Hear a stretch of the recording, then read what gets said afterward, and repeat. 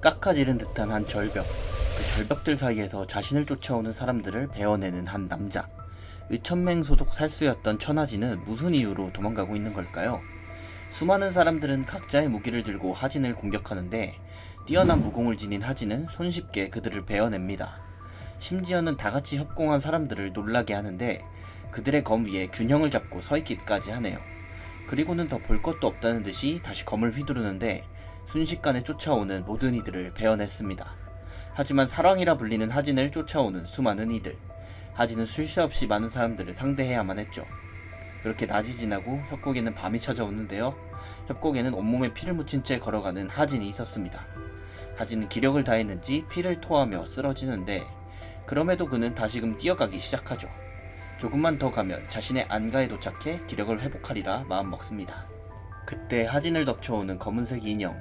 하진은 가까스로 그의 검로를 피해 몸을 던지는데 나무를 손쉽게 뚫어내는 검기를 모아 꽤나 수준이 높아 보입니다. 중원남부 최강의 암살자였던 사군이었죠. 그렇게 사군과 자웅을 겨루는 하진인데요. 아무리 사군이어도 사랑이라 불리는 하진에게는 역부족이었죠. 사군을 처치한 뒤 어딘가를 쳐다보면서 이제 나오라고 하는 하진인데 이 장면을 보고 있던 한 여인이 등장하게 됩니다. 한편 사랑이 지나온 길을 쫓고 있는 한 무리의 사람들. 하진이 처치한 이들은 철혈성의 고수들이었던 것 같네요. 노인은 비호왕의 기운을 쫓으라며 그곳에 하진이 있다고 소리칩니다. 여인과 마주한 하진, 무언가 긴장감이 감도는데요. 사실 이 여인의 전체가 바로 비호왕, 엄청난 살인마였죠. 첩첩산중이라고 다시금 비호왕과 싸울 준비를 하는 하진. 비호왕은 하진에게 구파의 무공을 배웠냐면서 물어보는데 하진에게 구파의 무공을 알려준다면 살려준다고 말을 하죠. 하지만 얕은 잔꾀에 넘어가지 않는 하진입니다. 그런 하진에게 혈고 때문이냐며 묻는 비호왕. 하진이 속했던 의천맹은 사람들을 혈고로 조종하고 있었던 것이죠. 그러면서 자신은 혈고 정도는 손쉽게 제거해줄 수 있다고 하는데 하진은 이미 혈고를 없앴던 몸이었습니다. 그러면서 비호왕과 싸울 준비를 하는데요. 비호왕은 자신의 속내를 꺼내면서 하진을 덮쳐갑니다. 그렇게 부딪히게 된 두 사람. 하지만 이미 기운이 쇠했던 하진은 비호왕에게 손을 찔리게 되고 비호왕의 손톱은 하진의 팔을 뚫어버렸죠. 뒤이어 도착한 하진을 쫓던 백의의 노인. 기다릴 것 없다는 듯 하진에게 검을 뽑고 돌진하는데요. 그렇게 하진의 양 다리를 절단해버리고 그에 맞춰 비호왕은 하진의 두 팔을 잘라버립니다. 그리고는 하진의 가슴팍을 뚫어버리는 비호왕. 그렇게 사랑 천하진의 인생은 이렇게 비참하게 끝나고 말았습니다. 그 시각 무림 천마신교의 본산. 기력이 쇠해 눈 감고 있던 한 남자가 눈을 뜨게 됩니다. 한편 한 의원은 사공자라 불리는 사내에게 가고 서량은 오늘 밤 중으로 숨이 끊어질 것이라 말하는데요. 자신의 뜻대로 일이 풀려간다고 생각하는 사공자네요. 아무튼간에 눈을 뜨고는 놀라서 일어나는 이 남자. 자신이 누워있는 이 공간이 어딘지도 모르는 모양새인데 그때 시녀가 자신의 방으로 들어오겠다고 하고 이 남자는 순식간에 뒤로 돌아 시녀의 목에 젓가락을 들이대는데 사실 이 남자는 바로 천하진이었던 것입니다. 그리고는 자신의 처지가 어떻게 된 것인지 물어보는데 시녀는 놀라운 이야기를 하진에게 해줍니다. 그리고 거울을 보게 된 하진은 매우 놀라게 되는데요. 그리고 자신의 뒤에 있던 문이 열리고 무림에서 자신은 본 적이 없는 곳임에 매우 놀라게 됩니다. 거기에는 자신을 보고 놀라는 의원과 한 남자가 서 있었고 자신에게 무릎을 꿇는 남자의 말로 보아 이곳은 마교, 자신은 삼공자라는 사실을 깨닫죠.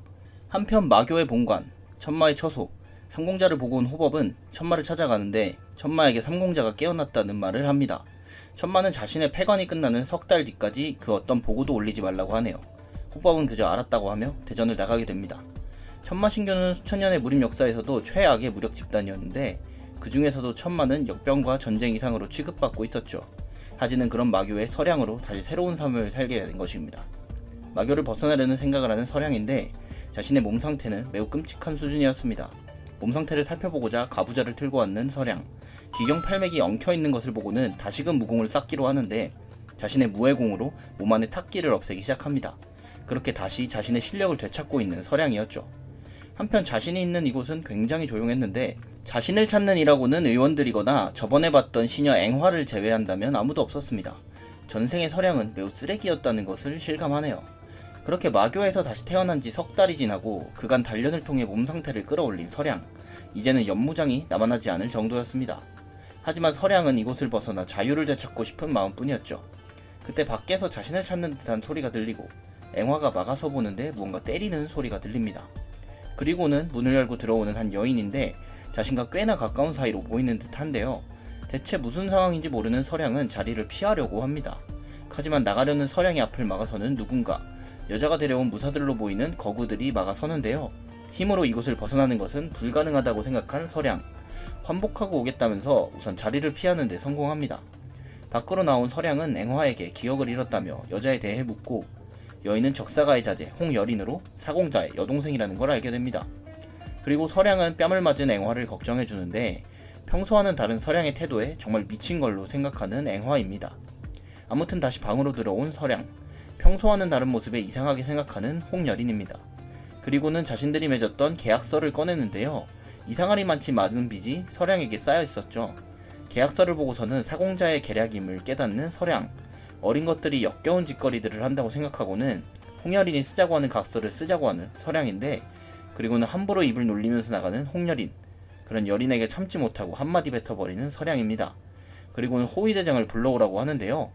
호위대장에게 자신은 교주전으로 갈 것이라고 명합니다. 그리고는 여린에게 적사가에도 연통을 넣으라 하는데요. 여린은 이 사실을 교주가 알게 되면 무사하지 못한다고 합니다. 그러거나 말거나 여유롭게 밖으로 나가려고 하는 서량이네요. 결국 여린은 서량에게 자신이 어떻게 해야 하냐며 지고 말았습니다. 서량은 여린에게 자신의 손으로 직접 계약서를 찢으라고 하죠. 한편 그 시각 천마가 있는 교주전, 천마는 폐관을 마치고는 교주전으로 복귀해 있는데요. 그런 천마에게 서량의 독대를 이야기하는 호법, 그런 호법에게 천마는 삼공자를 판마정으로 안내하라고 하죠. 이제는 온몸이 전부 회복된 서량, 의원은 이제 침술 대신 정강탕을 주겠다고 하는데 뭔가 꺼림칙한 느낌이 드는 서량입니다. 아무튼 간에 며칠 전 자신의 요청으로 교주를 보게 된 서량인데, 그때 마신궁에서 서량에게 연락이 왔다고 하는 앵화, 그렇게 마차를 타고 교주를 만나러 가는 서량입니다. 도착한 서량 앞에는 끝이 보이지 않는 엄청난 높이의 계단들이 보이고, 당연히 이 상황을 알 수 없는 서량은 어리둥절해하죠. 아무튼 전령과 함께 계단을 오르기 시작하는 서량, 이 주변을 초고수들이 둘러싸고 있는 것을 보아 중요한 장소임은 틀림이 없어 보입니다. 그렇게 한 철문 앞으로 도착하는데 철문을 열고는 안쪽으로 들어가라고 합니다. 철문의 안쪽은 상상하기도 힘들었던 꽃밭이 펼쳐져 있는데 각종 동물들도 뛰어노는 천국과도 같은 곳이었죠. 그리고 길의 끝 정자에서 기다리고 있는 한 사람, 그 사람에게로 걸어가는 서량입니다. 교주로 추정되는 사람을 떨리는 마음으로 보는데 젊고 잘생긴 청년이 술을 마시며 기다리고 있었습니다. 한편 철문 밖에서는 들어간 서량에 대해 이야기하는데 교주 이외에 철문 안쪽으로 들어간 사람은 단 2명뿐이었다고 합니다. 한 번은 교주의 첫 번째 제자였다고 하는데 그는 안에서 전신이 갈갈이 찢긴 채 죽어 있었다고 합니다. 두 번째는 마교의 총군사로 서열 2위의 남자였죠. 그리고 오늘 세 번째로 열린 판마정의 문이었습니다. 그 시각 교주에게 예를 올리며 인사하는 서량, 그런 서량에게 술을 권하는 교주입니다. 두 손으로 잔을 받으며 굳어있는 서량이네요. 교주는 자신을 왜 보자고 했는지 서량에게 물어보고 서량은 바보같이 밖으로 나가고 싶다는 말을 해버립니다. 그러더니 교를 나가겠다는 말을 하는 것이냐는 교주. 서량은 당황해서 그저 바람을 쐬고 싶다고 하는데요. 술잔을 가루로 만들고 벌떡 일어나는 교주입니다. 제자의 도리를 할 것이라면 그따위 몸으로 나타났으면 안 되었다고 하는데, 그러더니 획 돌아서며 자리를 뜨는 모습. 서량에게는 이만 돌아가 있으라고 말을 합니다. 그리고는 무언가를 생각하는 듯 정자에 가만히 서 있는 교주네요. 다시 교주전으로 돌아온 천마 이천상, 호법을 불러 술잔을 받게 한 뒤 이야기를 하는데 삼공자에게 그간 무슨 일이 있었냐고 물어봅니다. 천마가 본 서량은 이전과는 다르게 죽음을 이해하고 있었다고 하죠. 사실 판마정은 말을 판별하는 진법이었는데 교주의 의지에 따라 상대를 죽여버릴 수도 있는 진법이었습니다. 그리고 서량을 고중림으로 보내겠다고 하는데 바람쐬기 안성맞춤인 장소라고 이야기하는 교주입니다. 그렇게 고중림으로 향하게 된 서량, 그의 앞을 한 사람이 막아서는데요. 호법원에서 서량의 호위로 붙여준 사람이라고 합니다. 자신을 마동필이라고 소개하며 인사를 건네는데요. 한편 서량은 자신이 마교에서 자신의 의지로 나갈 수 없음을 깨닫고 방법을 바꾸어 자신이 강해지기로 마음먹습니다. 아무튼 고중림에서는 동필 덕에 편하게 가겠네요. 고중림에서 자신의 무공을 수련하는 서량, 환생하기 이전 자신의 경지는 4단공의 끝자락이었는데 서량의 몸으로 벌써 4단공을 넘보는 경지에 이르는 것입니다. 거기다 탁기를 정화시키는 정화진결마저 저절로 사용되는 몸, 예전 자신의 무의를 오래지 않아 다시 얻을 수 있을 거라 자신합니다. 고중림 진입 닷새 만에 온몸에 기운이 넘쳐나는 서량, 동필의 호위 덕에 식사 걱정은 없었고 자신들 말고 아무도 없었기에 잠도 잘 잘 수 있었죠. 재능이 넘치는 서량의 몸으로 무공을 점점 끌어올리는 모습입니다. 그때 무언가의 기척을 느끼는 동필, 중림 사이에서 번쩍이는 빛이 나오는데요. 그때 서량은 생전 자신의 무공들을 전부 되찾았었고, 궁금한 게 있던 서량은 동필을 찾는데요. 동필에게 자신이 볼 수 있는 마공 비급을 전부 구해달라고 합니다. 동필은 서량의 말을 호법에게 전달하고 서량이 기억에 손상을 입은 게 아니냐고 말을 하는데요. 호법은 그저 보필만 잘하라고 하고는 여러 비급들을 줍니다. 그리고 교주가 서량을 고중림에 보낸 이유를 궁금해하는 호법입니다. 고중림은 천마신교가 자리잡기 이전부터 있던 말인, 연이 닿는 자에게는 최고의 선물을 주지만 그렇지 않는 자에게는 죽음의 구렁텅이로 끌고 가는 곳이었죠. 한편 동필은 수많은 마공 비급들을 가지고 돌아오고 그중 3권의 책은 사흘 뒤에 반납해야 한다고 말하는데요. 이유는 마교의 10대 절기였기 때문입니다. 아무튼 충성심을 보이는 동필과 부담스러워하는 서량입니다. 사실 천하진의 암영기는 무리에 손꼽히는 절기였는데 마공은 공격에 치중된 파괴력을 중시하는 무공, 살수의 무공과는 통하는 면이 있었던 두 무공이죠. 무공을 공부하다가 무해공으로 휴식을 취하는 서량, 그때 누군가가 접근하는 기척을 느끼는데요. 그 무언가가 갑자기 자신을 공격해옵니다. 그것은 사람이 아닌 괴물과도 같았는데요. 마치 닭처럼 생긴 엄청나게 큰 괴물이었던 것이죠. 처음 보는 광경에 당황하는 서량, 괴물닭의 공격을 간신히 피하는데요. 심지어는 음공까지 사용하는 모습을 보여줍니다. 그때 무기들을 조달해 돌아오고 있던 동필, 어디선가 풍겨오는 짙은 혈향을 맡게 되는데요. 혈향이 풍겨오는 방향을 쳐다보고는 서량에게 무슨 일이 생긴 것을 직감합니다. 한편 괴물닭과 사투를 펼치고 있는 서량, 단순한 돌연변이를 넘어선 힘에 무기도 없는 서량은 밀리기 시작하고 그때 무기 대용으로 쓸만한 부러진 대나무를 발견, 대나무를 주워 달려오는 닭에게 맞서게 됩니다. 대나무를 무기 삼아 하늘로 뛰어오르는 서량, 순식간에 닭의 몸통을 관통하는 데 성공하는데요. 쓰러진 줄 알았던 닭은 아직 멀쩡한 상태, 서량을 공격해 뒤편으로 날려보내기까지 합니다. 대나무 방책에 정통으로 처박히게 된 서량, 결국 달려오는 괴물을 상대로 다른 무공을 사용하는데 움직임이 빨라지는 무공을 사용해 틈을 만들어냅니다. 그렇게 괴물닭의 안쪽으로 파고드는 서량, 괴물닭의 심장의 위치를 알아내게 되고 다시 주워든 대나무창으로 괴물닭의 심장을 공격합니다. 그때 도착한 동필, 성주권이 부서져 있는 것을 발견하는데 동필의 앞에는 괴물닭을 처치한 서량이 앉아 있었죠.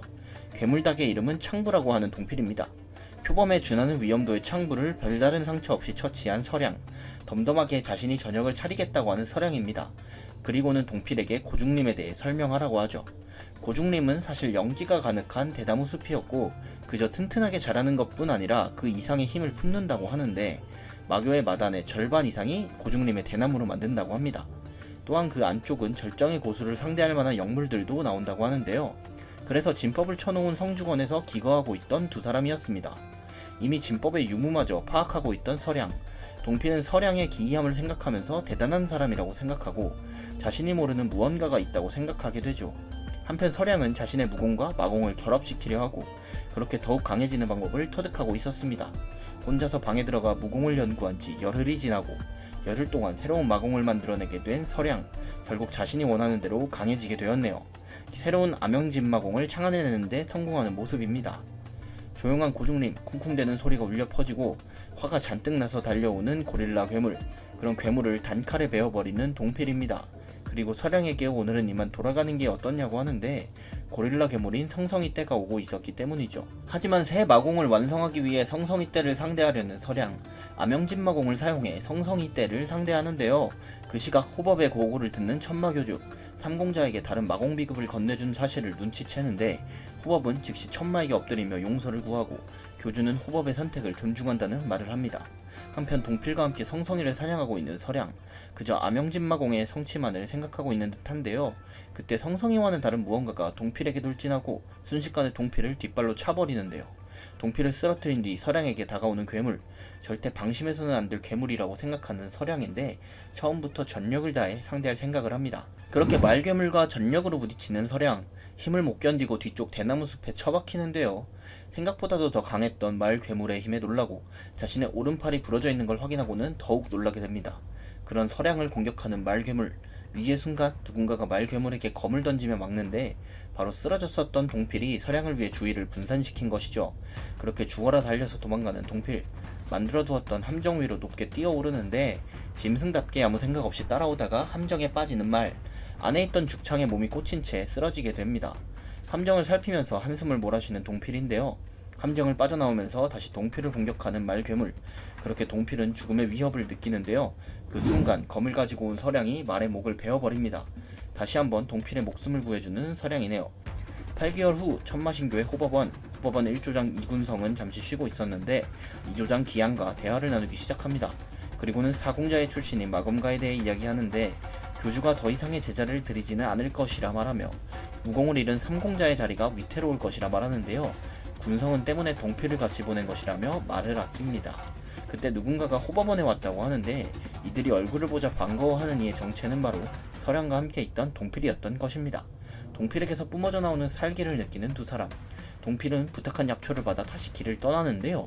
두 사람은 고중림에서의 삶이 평탄치는 않을 것이라 생각하죠. 하지만 동필을 믿는 두 사람이네요.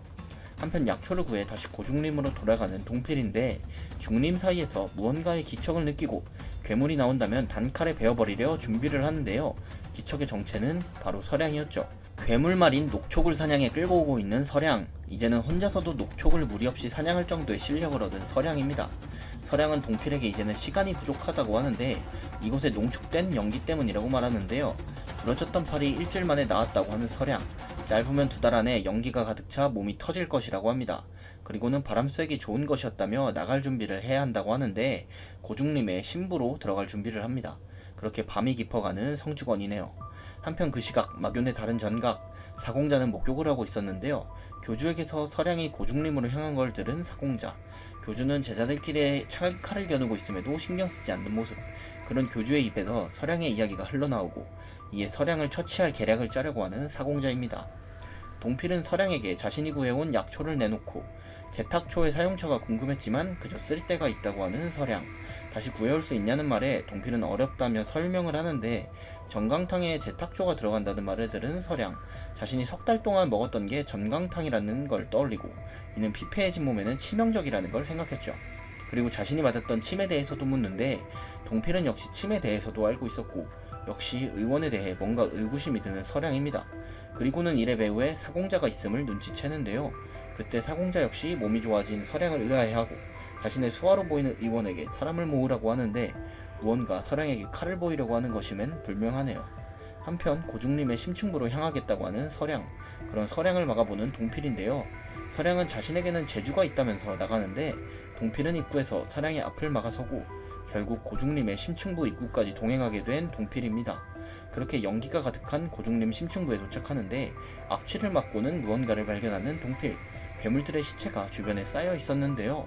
심지어는 고중림에서 가장 강하다는 비유라는 뱀의 시체도 있었죠. 하지만 몸에는 상흔이 없는 이상한 시체. 주변의 영죽들 역시 모조리 마르고 갈라져 있었죠. 그때 어디선가 서늘한 바람이 불어오고 있는 것을 느끼는 서량. 고중림의 안쪽에서부터 불어오고 있었는데요. 동필에게 혼자 들어갈 테니 기다리라고 합니다. 그렇게 만류하는 동필을 뒤로하고 걸어가는 서량. 한편 교주전에서 이천상은 무언가를 느끼고 어째서 나타났냐며 시랑이라 불리는 괴물과 대화를 하는데 시랑은 기운을 천상에게 뿜어내죠. 대호법을 부른 천상은 서량과 동필에 대해 물어보게 되는데요. 교주에게 상세하게 말해주는 대호법. 시랑의 일은 서량과 관련이 있다고 생각하는 천상입니다. 온몸에 기를 두른 채 바람을 가르고 전진하는 서량. 마치 교주를 만난 판마전과 비슷한 느낌이었는데 마귀를 둘렀음에도 내상을 입을 정도의 연기였죠. 더는 버티기 힘들었던 서량은 제탁초를 사용하려 하고 그렇게 자신의 비기인 은신수를 사용하는데요. 암영공의 암신유체로 바람을 지나쳐 전진하는 서량입니다. 그 모습을 쳐다보던 동필은 마치 서량이 사라진 것으로 보았죠. 그렇게 거침없이 앞으로 직진하는 서량.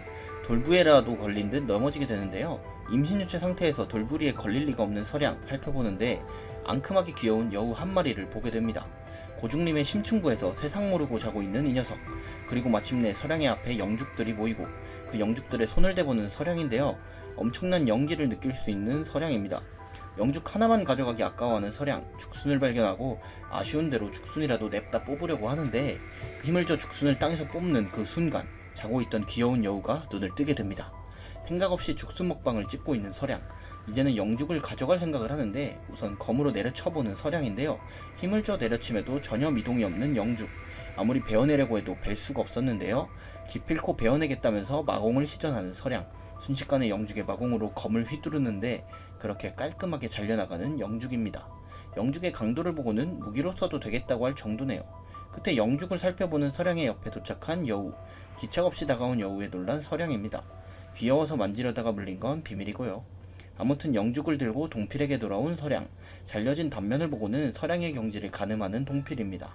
그리고는 자신을 따라온 여우를 쳐다보는데 여우는 뒤로 하고 무해공으로 영죽을 정화하는 서량. 그렇게 마기가 점점 정화되는 영죽인데 그 속에는 이제 마기가 빠진 진액만이 남게 되었죠. 이제 다 되었다면서 동필에게 말하는데 자신보다 동필을 먼저 챙기는 모습을 보여줍니다. 이에 감격한 동필은 충성심이 더욱 깊어지네요. 모르겠고 동필의 입에 진액을 쑤셔박는 서량입니다. 그때 무언가 쿵쿵대는 소리가 들리고 알 수 없는 많은 기척을 느끼게 된 서량. 수많은 괴수들이 움직이고 있었는데요. 바로 고중림의 모든 괴물들이 서량에게로 향하고 있던 것이죠. 길을 알고 있다는 동필에게 얼른 튀자고 하는 서량. 옆에서 새근새근 자고 있는 여우를 냅둘 수 없었던 서량은 여우를 동필에게 던져주면서 도망가라고 하는데 그리고는 기운을 끌어내 자신이 시간을 끌겠다고 합니다. 하지만 서량의 말을 들을 리가 없는 동필. 서량은 동필에게 권을 내지르는데요. 순식간에 권풍만으로 동필을 바깥으로 날려보냅니다. 그런 서량에게 돌진하는 닭괴물 창부. 서량은 기운을 담아 검을 휘두르는데 이제 창부 정도는 일격의 반으로 조각을 내버립니다. 하지만 아직 수많은 괴물들이 서량을 막아서고 이번에는 맹극이 서량을 공격하는데요. 무공을 사용해 정면 돌파해버리려는 서량. 물론 고중림의 괴물들도 만만치 않았고 급하게 마신 영주 탓에 마공의 위력이 줄어드는 상황. 괴물들의 수가 많아 밀리는 서량인데 이제는 사방으로 둘러싸고 덮쳐오는 괴물들. 한 방에 전부 쓰러뜨리고 벗어나려고 하는 서량입니다. 그렇게 폭산경을 시전하는데 밖에서 엄청난 진동을 느낀 동필. 그때 서량은 괴물들을 쓰러뜨린 채 걸어나오고 있었고 근처의 대나무들이 전부 말라 비틀어진 걸 보게 됩니다. 그렇게 길을 잃은 서량을 뒤에서 덮치는 비유. 비유의 이빨을 간신히 막아내는 서량인데 비유가 물었던 검이 무식해 부러지고 마는데요. 그렇게 비유에게 당하려고 하는 일촉즉발의 상황. 누군가가 검으로 비유의 머리통을 갈라놓고 서량을 구한 건 자신의 호위인 동필이었죠. 위기의 상황일 때 서로를 구해주는 두 사람이네요. 그때 대나무 숲이 온통 진동을 하고 그들의 앞에 나타나는 맹극떼들. 두 사람은 도망치기엔 늦었다 생각하고 괴물들을 맞섰는데 강해질 대로 강해진 이들을 막기에는 무리였던 맹극. 그렇게 천천히 괴물들을 정리나가는 두 사람입니다. 마지막 일격을 괴물에게 적중시키는 서량. 그렇게 모든 괴물들을 처리했다고 생각하는 그때 그들의 앞에 나타나는 끝없는 괴물들의 때. 그때 무언가에 홀린 듯 여우가 고중림 안으로 들어오게 되는데 한평생 자유를 꿈꿨지만 한순간 자유를 놓쳤다. 정파연합의 비밀병기 천하진, 천마신교 3공자 서량으로 전생하다. 마도전생기의 다음 내용이 궁금하시다면 네이버 웹툰 20화를 참고해주세요. 지금까지 웹툰 소환사였습니다. 감사합니다.